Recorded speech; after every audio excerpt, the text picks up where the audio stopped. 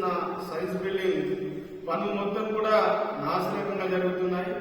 8 తరగతి గదుల్లో మొత్తం కూడా పగుళ్లు ఏర్పడ్డాయి. ఈ పగుళ్లపై గత 15 రోజుల కిందనే యూనివర్సిటీ అధికారులకు పీడిఎస్ తరఫున మేము ఫిర్యాదు చేసినాం.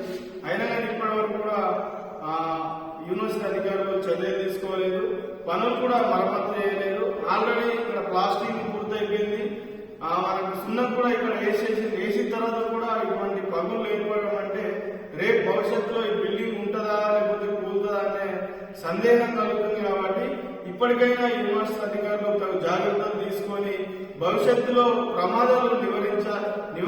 అదేవిధంగా ఇప్పుడు వస్తున్నటువంటి కాంట్రాక్టు పనులను కూడా వేరే కాంట్రాక్టర్ కు పనులను అప్పగించాలని మేము పీడిఎస్ గా డిమాండ్ చేస్తున్నాం.